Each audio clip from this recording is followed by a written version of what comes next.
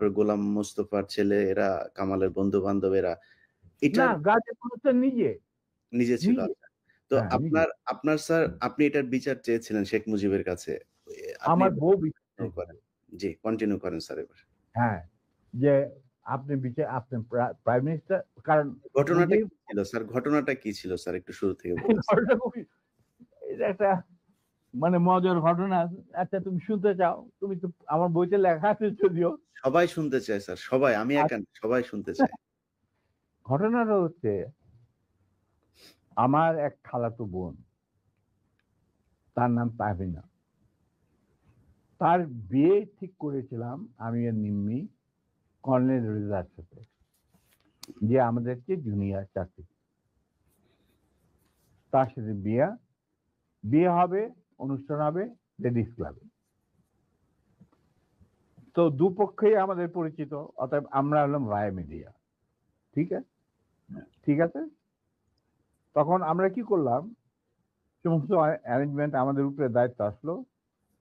তো কাকে রাখি আর কাকে বাদ দেই, এত মানুষের সাথে পরিচিতি। তো আমরা, যাই হোক, বেশ ভালোই, প্রায় 2-3 হাজার লোকের মতো লোক ইনভাইট করা হলো দুই তরফে।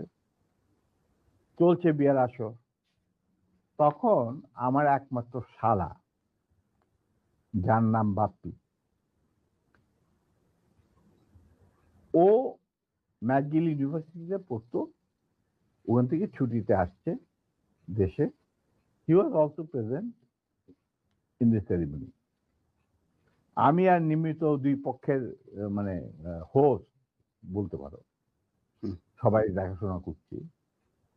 বাপ্পি বসে আছে ছেলেদের যেখানে বসার জায়গা সেখানে। তো গাজী গোলাম মুস্তফার ছেলেরা আর তার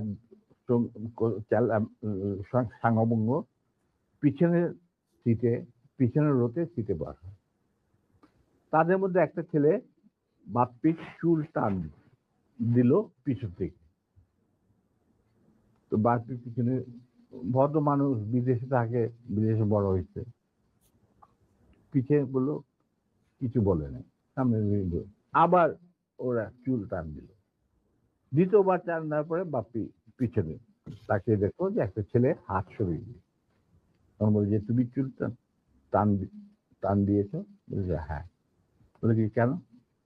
কারণ আমরা দেখছিলাম যে এত সুন্দর চুল, এটা কি পরচুলা না আসল?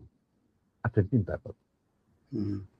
সে তখন ইউনিভার্সিটিতে পড়ে, আর এই পুচকে ছেলে তখন বোধহয় স্কুলেও পড়ে না।